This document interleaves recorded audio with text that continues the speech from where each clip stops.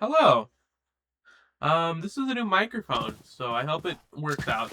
But again, before the video starts, I'm still pretty new to all this, so um, give me some grace. But today I'm going to be talking about Minecraft and why, if you're a parent, you should let your child get it or buy it for your child at least. Okay, back to the video. Minecraft in itself is a game about creation. Whereas most games nowadays don't they don't deal with creation. They deal with shooting and killing and blood.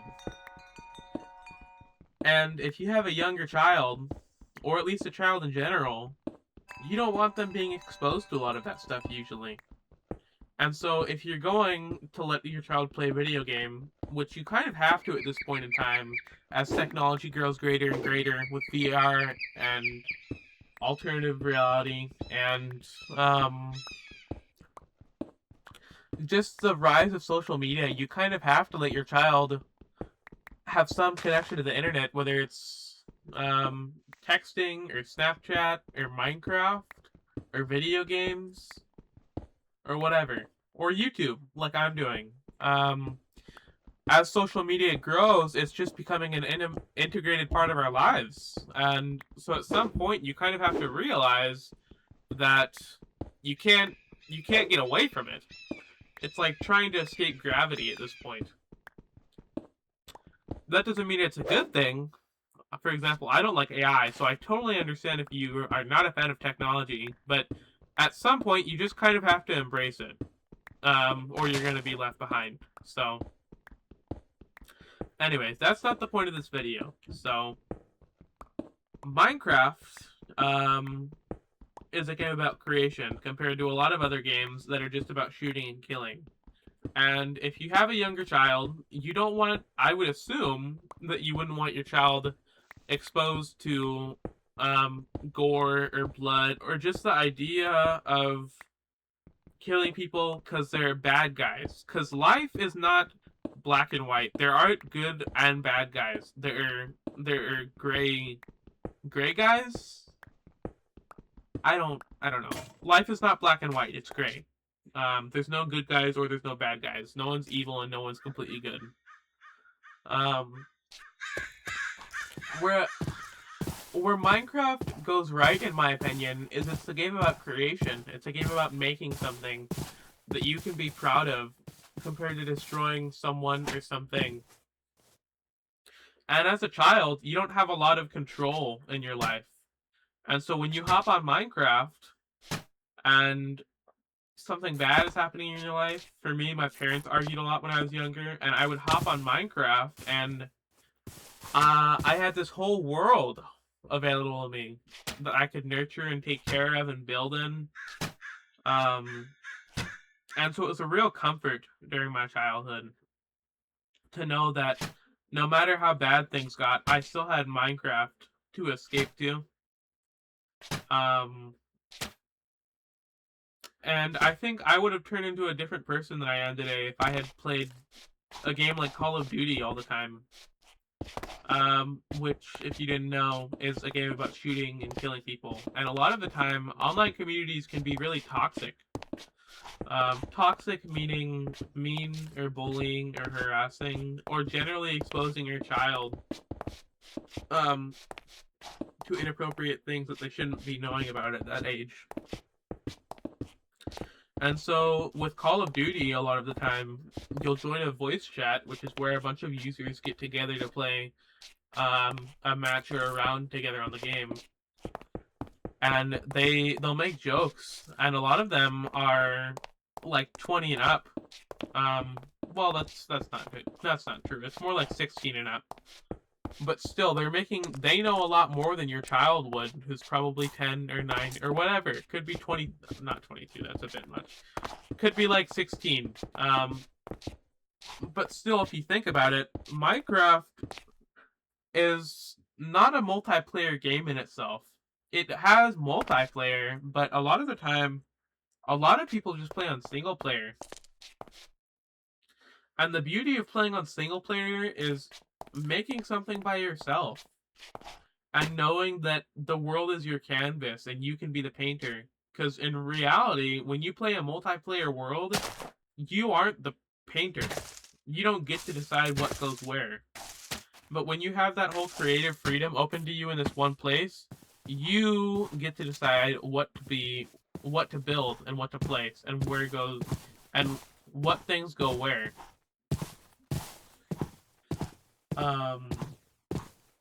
And so a lot of kids get real enjoyment out of having that control, and I got real enjoyment out of having that control. I played single player for 12 years. This is my 12th year of playing Minecraft, and of course I do play multiplayer sometimes, with my friends and stuff. But Minecraft is a real beautiful game because it can be played in all sorts of ways. Whether you want a PvP, which is player versus player, which is where you fight people, you can. But the nice thing about it is that you don't have to. There's no blood in the game. There's no guns or blood in the games. It's sword combat. And when your character dies, you don't. It's not like a corpse on the ground. You just fade. It's a puff of smoke. So there's no blood or anything, which for a younger child is a real. It's for a younger child. It helps keep their innocence. I would say.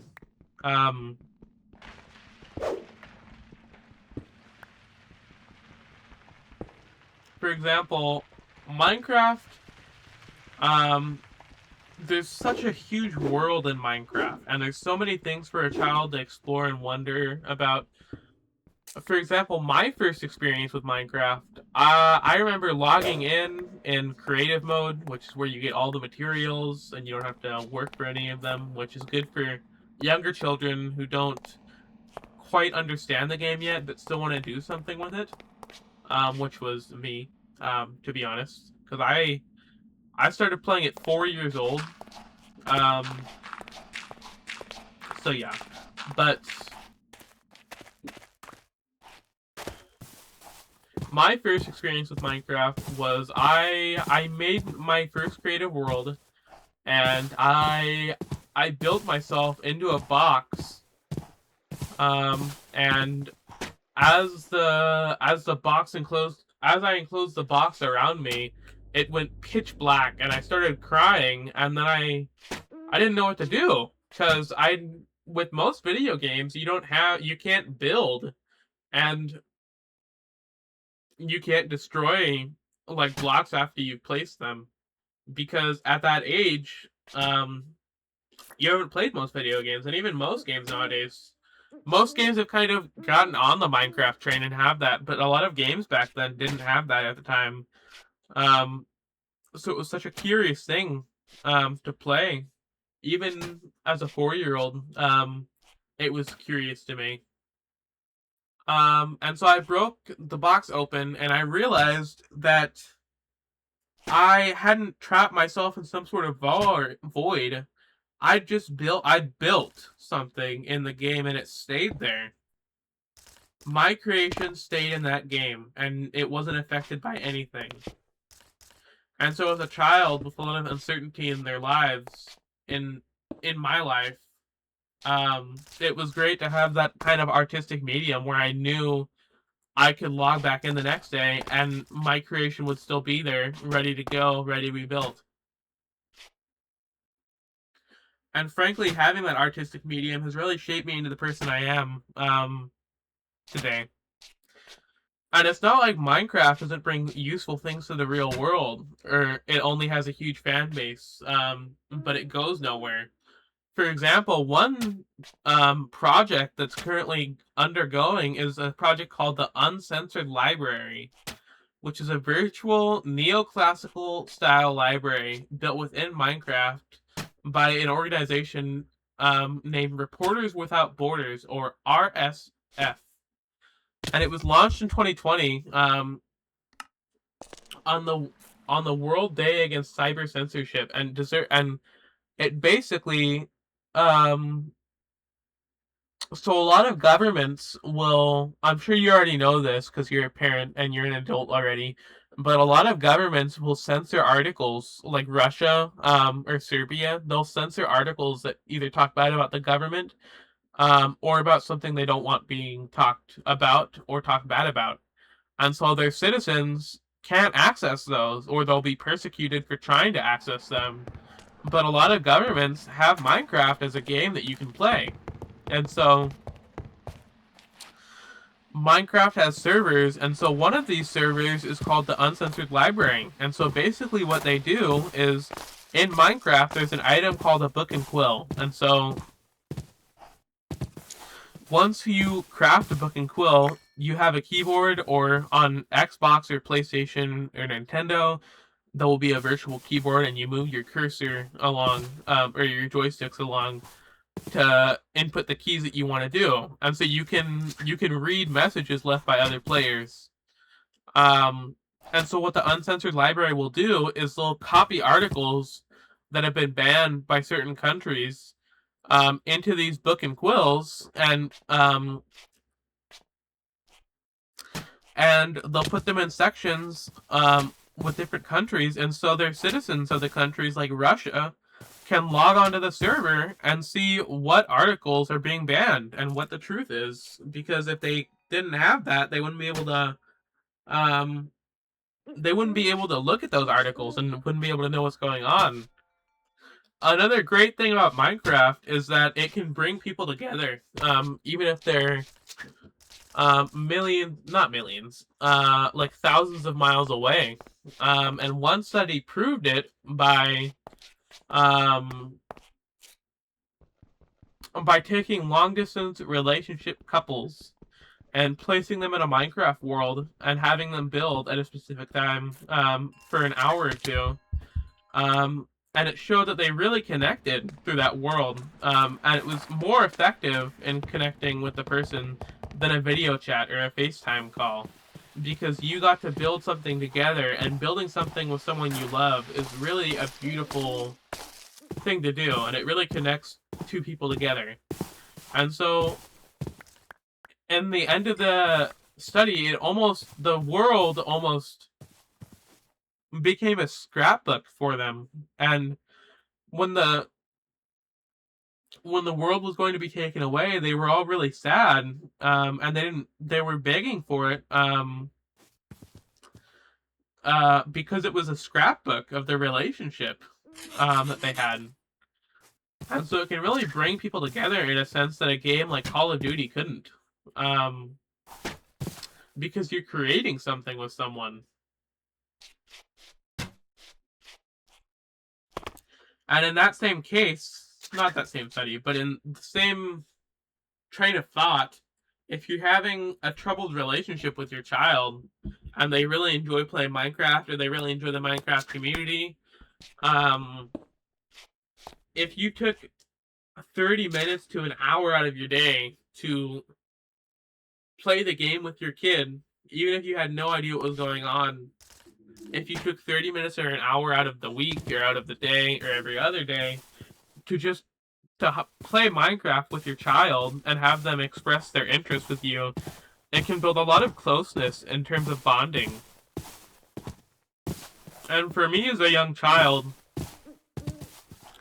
it really helped me in small ways that socially made me seem a lot, in my opinion at least, it made me seem a lot more advanced for my age. Because Minecraft uses a lot of blocks that have unique names, that you wouldn't really know at a certain age when you start playing the game. Like, I learned a few wood types from Minecraft, being oak, let's see here, spruce, oak, birch, and acacia too. And the great thing about that is, because you're looking at these blocks and looking at the names of the blocks when you pick them up, and you start building with them, you're able to look at the name, and eventually, once you play the game for long enough, building with these blocks, you start to learn how it's spelled, and you look at the name, and your brain associates the name with what you're placing and what the block looks like. So when you go out in the real world and you've been playing Minecraft and you've been placing birch logs and birch planks down, and you look at a tree and you see um, green leaves and a white trunk with almost eye-looking um, marks on it, you remember the game, and you're like, and you realize that the thing you're looking at right now is birch. It's a birch tree because you've played Minecraft and you've connected those dots in your brain, and so when you go out in the real world, you're able to connect those two together. And so it really, in a way, it makes your child, or it makes you seem a lot more advanced for knowing that at your age. And it provides some great moments in terms of social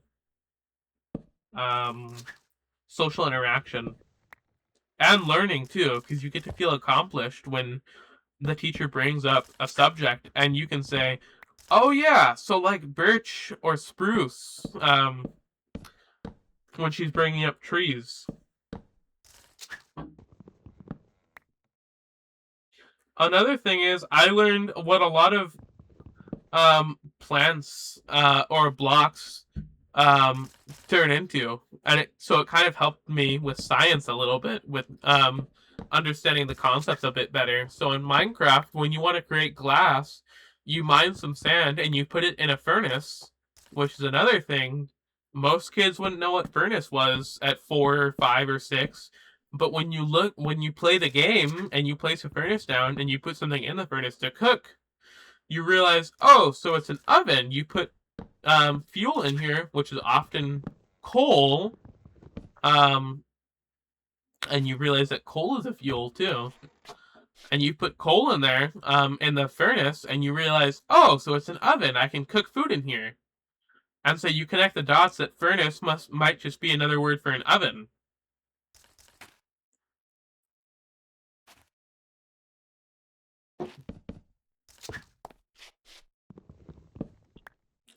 And so when I would put sand in there and it would make glass, I would think, oh, so maybe the way you make glass is by heating up sand, and it turns into glass.